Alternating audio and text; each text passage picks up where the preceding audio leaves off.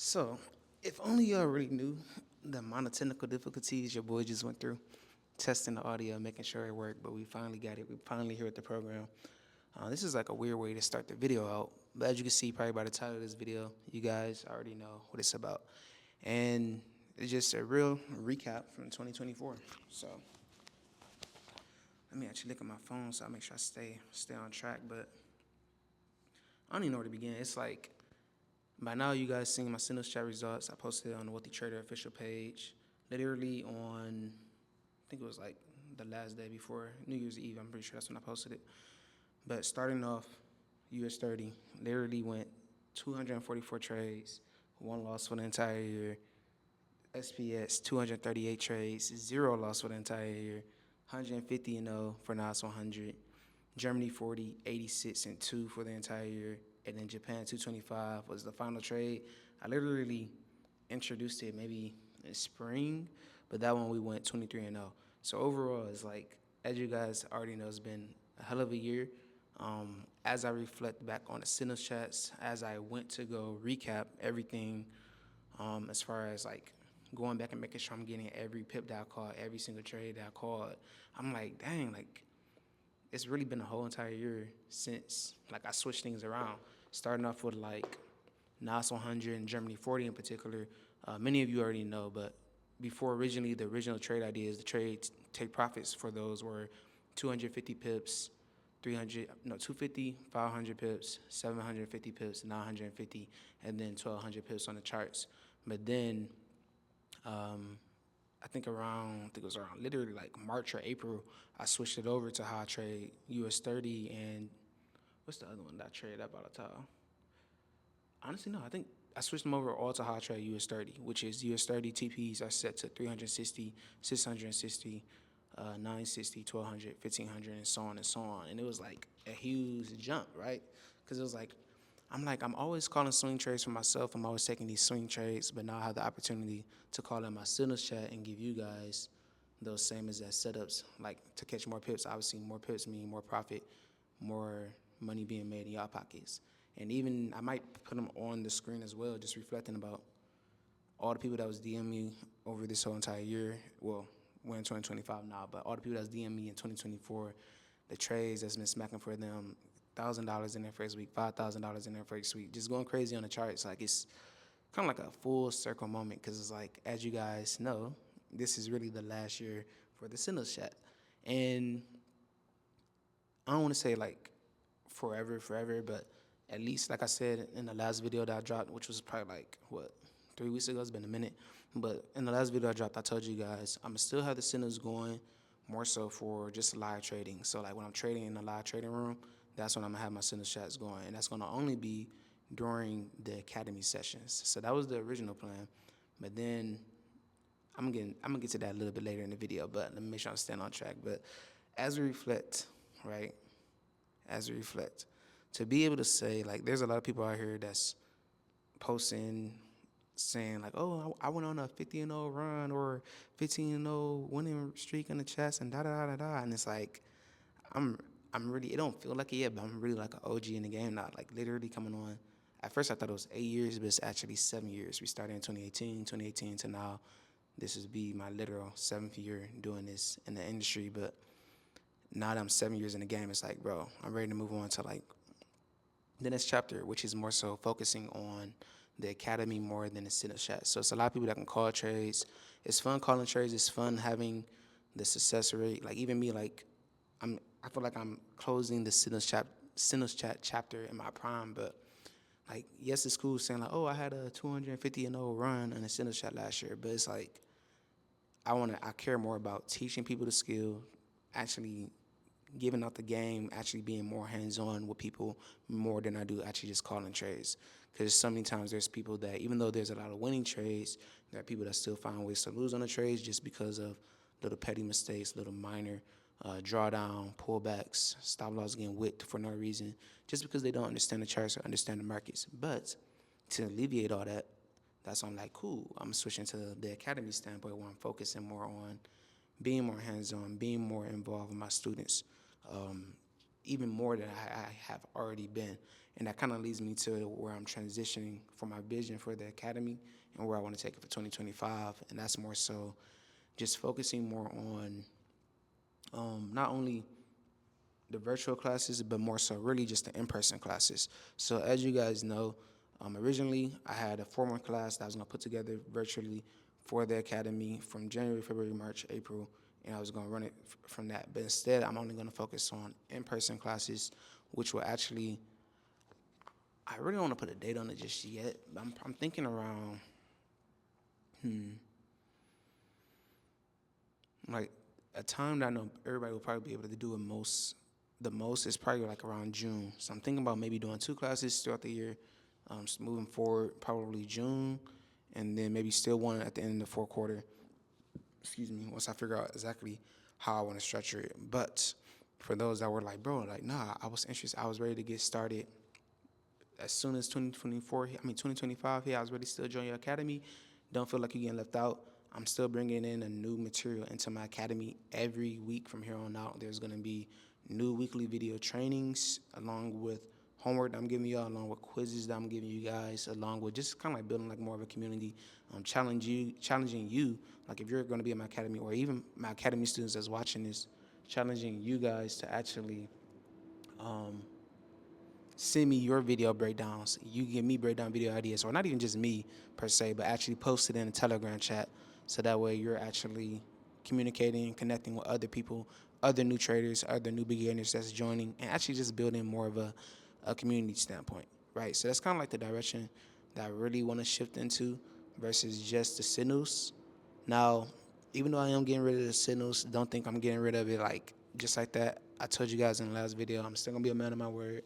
I'm gonna keep it until June. So June is actually funny that I'm doing that. It's cool. June's gonna be the cutoff. So it's gonna be from now to June. I'm having my signals chats. Not doing a monthly fee. Still gonna be the one-time fee. Still just 300 to join that. And then from there, as we get into June, that's when the in-person training rolls out. I'm not doing no signals. I'm just gonna be doing live trading with my students, actually in person at the headquarters and stuff. Once that's finally finalized and everything, and that's kind of like my vision of where I want to take the academy next. Now, as far as it's funny because like in a sense, this is actually a academy video and a YouTube video at the same time because I'm giving y'all the breakdown here, but I might actually post this on the page too. Now I think about it, but I'm gonna separate it right now. As I get ready to take the direction of what I'm doing with my academy, what does that mean for my YouTube? What does that mean for my everyday content I'm posting on Instagram and social media? Instagram really is more so going to be kind of like more so like when I'm traveling, I might create content on there. Same thing for YouTube too. Long form content was going to be what I already told you guys from the jump. Car videos as I start the car vlogs, traveling as I'm traveling the world, just showing you the daily life of a trader all across the countries, all across the world. And then same thing with Instagram is going to be the same concept. I may or may not post on my story as much because like I said, I'm really gonna be real focused. The same way I've already been on this like really focused journey, not really caring about posting too much. I'm really just still like focusing mostly on the academy. So like even though y'all might not see me posting on Instagram or YouTube, just know behind the scenes I'm in my signals chats, running up the trades. I'm in my academy calling out setups. I'm working behind the scenes, not really too much on the social media aspect. But I told you I'm having fun doing YouTube is more fun, blogging more fun, recording like movie type of films and videos, cinematic approach. So that's kind of like the vibes I'm looking for going forward. So on my story, I might post occasionally, but for real, when y'all really want to see me, it's gonna really just be on YouTube here, long form or YouTube Shorts, or unless you're actually plugged into my academy, then you will get access to obviously everything that I'm doing on a regular day basis. But I'm trying to think, is there anything else I wanted to add to this video? This is pretty like literally straightforward. I don't even know how long I've been talking, but this literally has been. I got straight to the point. Let me make sure I'm staying on track of everything. Let me look at my notes. Talked about that.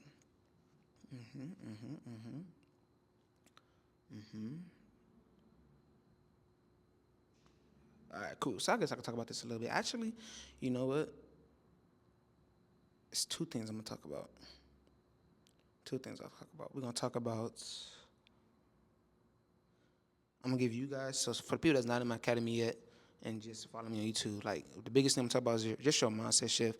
There's a lot of people that's it's a new year, it's a new me, new goals, new motivation, things that they want to accomplish, right? But it got to be bigger than just it's a new year, I'm gonna finally do this. Because what happens when you take one day off and then now you're out of your routine? The biggest thing I want everybody to focus on, if you following me, if you subscribe, if you're new here, if you see me for the first time, this is your first impression of me. The biggest thing that you need to focus on is just being disciplined, showing up every single day, no matter what, whether it's on the charts, whether it's in real estate, whether it's in whatever avenue that you're looking to get into. But I'm gonna cater it specifically to trading because obviously, y'all know that's my niche. For trading in particular, focus on finding that one pair. Focus on figuring out your daily risk management. There's a lot of ways people go about it, but me personally, the main way I go about it is focusing specifically on the chart setup more than I care about the risk. People ask me all the time, like, "Oh, like, how much do you risk per trade?" And honestly, the old me would have told you like, "What's a stop loss?" I still have those moments now because obviously, as you get your accounts bigger, you don't really have to, as long as you're not over leveraging or risking half of your account on a trade, there's not really too much worry on the charts as long as you understand which direction the overall trend is going on the charts. But for my people that's like beginners, if you're starting with let's say like $200, $300 in your account, or even if you're starting with like $100 in your account, the biggest thing I'll say is like focus on the setups more than your I'm risking $50 on this trade or $30 on the trade. Because if you're risking too much of your account, you're gonna be so caught up on focusing on how much you're risking that you're not even paying attention to what the market is showing you. For example, it could be a setup that's giving you like I'm over trying to position myself on the seat, but it could be a setup that's giving you like let's look at this example. You could be in a downtrend move, right?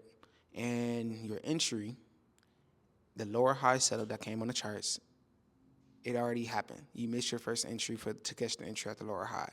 Now you're catching a trade off of the next 15-minute bearish candlestick, and you're entering off of that. You have to be comfortable enough to set your stop loss all the way back above where the previous lower high structure was, because we already know from a technical standpoint, as long as the market doesn't push back up above the lower high, then you know you have a winning trade. But if it pushes above it, then we know, cool, I'm closing out that trade, I'm looking for the buys, or I'm just waiting to see how the market react. But if I'm mentally in a trade, I'm trying to make, like for me, for example, let's say I'm trying to make 250,000 off of one trade, right? And I enter that trade, and I'm like, cool, I don't want to lose this much money. I'm gonna set my stop loss super tight. That's not my strategy. That's not my rule. My rule is, mind you, side note, remaining disciplined, right? My rule is no matter what, my stop loss is always going to be above that previous low high stretcher, or if it's an uptrend, always below that previous high or low stretcher. So depending on my entry, it's up to me. That's why my people in my live trading room, they already know. My personal mentees, y'all already know if you're watching this video, but y'all know how I am. If the entry isn't where I wanted it at, I'm not taking it because the amount of money I risk per trade isn't worth, like, you feel me? Like, it isn't worth the stop loss that's gonna hit if it does pull back. Especially when you're trading pairs like US 30, when you're trading pairs like NAS 100. Those two in particular, the volatility on those two pairs, like, if you if your entry is off, you will get caught in drawdown. So that's why it's very particular in following your grooves, following your structure, paying attention to what the market's actually showing you versus what you feel the market should do. There's a lot of times I got caught in that. Luckily, I have a better hunch with it only because I'm trading on a higher time frame, 4 hour and day charts. Pretty, for the most part, like, follow to a T on a regular basis. But even then, if you're trading on the 5, the 1 hour, the 15-minute, those are the time frames where you need to be making sure you're paying attention and not letting your emotions and letting your feelings be the reason why you enter a trade too late, why you hold a trade longer than you need to, that's a big one. I'm going to talk about that in a few. Why you need to take a loss on a trade regardless, right? So that takes me back to what I was about to say, like, holding a trade longer than you need to. Literally, I feel like this is the biggest problem every single trader has, no matter where you're from, whether you're trading with me, whether you're trading with somebody else, whether if you're trading on your own. We all have a problem with greed. Greed is the biggest thing why there's like a people be like, oh, 90% traders fail in the market. It's always because of greed. In my chats in particular, if I have a winning record of 250 and 0, that means no matter what, TP1 has hit on the trade. So for example, SPS 500, 50 pips. 50 pips is that's a lot of pips to catch with the right lot size, right? So if every single trade that I call hits 50 pips, no matter what, out of 250 trades I call, 250 times 50, you do the math on that, right? Just going off of 50 pips, no more, no less. But think about the people that's holding the trade longer than 50 pips, and during that time, now your winning percentage goes down because now you're risking to hold the trade longer. You're letting the greed get to you. You're trying to, instead of catching your standard 50 pips, now you're trying to go for 200, or you're like, oh, what if it keep going? The fear of missing out. And it ain't worth it. I'm here to tell you, if you want to see long-term success, if you really want to make a career out of this, if you want to like switch from working corporate or just focus on whatever business avenue that you want to get into, you literally want to focus on setting your take profits goal, don't get greedy, making money, and get out. There's a lot of people. I think I did a video, maybe at the beginning of this year. Actually, I did a video, and it was I can't remember. Let me see if I can find it real quick. I think it was 50-hour video or 100-hour video that I did on YouTube. Let me see if I can find it. It was something like that, though. Let me see. Let's see. Let me go to content.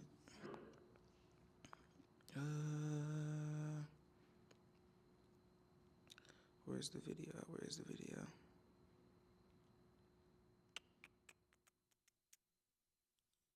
I can't find it. Let's see. Where's this video at? I probably don't want to pass it. I'm pretty sure it was either 50-hour, 30-hour, 100-hour, whatever the video was. It was along those lines of. I even posted on Instagram. I don't know if it was this year. It could have been last year too. But I posted saying like, oh, I need somebody to like who want to get hired and make $50 an hour. Everybody was sliding up like, oh, I want to do this. I want to do that. Like, show me how to do it. Show you how to do it. Okay, cool. Trade SBS. Go for 50 pips. That's all you need. That's it. People be so caught up. You might see your man's making $100 over here, or another person making $1,000 in a day on the charts. But all you really need, if you can make $50 an hour, you good. That's all you really need a day. I mean, not a day. I ain't gonna say a day, but that's all you really need, an hour to make money on the charts. And with the indices, that's more than feasible. Like I'm talking about SPS, but think about how easy it is to catch 50 pips on US 30, on NAS 100, on Germany 40, on the Japan pair that I don't even trade as much, but I should trade as much. Maybe you know what? This year I will trade that pair more, just because I haven't like focused on that one as much as I should have. But literally, bro, each one of those pairs you go for 50 pips. You make a daily living off of it, like 50. I'm using $50 as an example, but let's say you're doing 250 a day.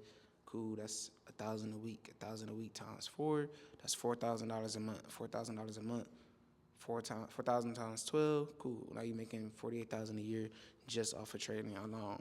And you can still keep your job if you want to, but from a trading standpoint, cool. Like putting that in perspective, and that's still good money because you're just making it off of your cell phone. You're making it off of my laptop. I got my laptop over there, right? You're making it off of the computer. Like, I don't know, man. I could talk about this all day, but I'm not going to. It's not what this video is about. This video is just recap 2024, 2025. I think I might post a couple of screenshots from all the members that have been sending me their profits in. I think I'm going to make that a thing too. Like, every year is going to be like a video dedicated to all my students. Have everybody make a short video of how the markets like change their lives. Even my personal mentees, I need to actually reach out to them, just talk to them as well. Like having conversations like, oh yeah, like $1 million, that's simple.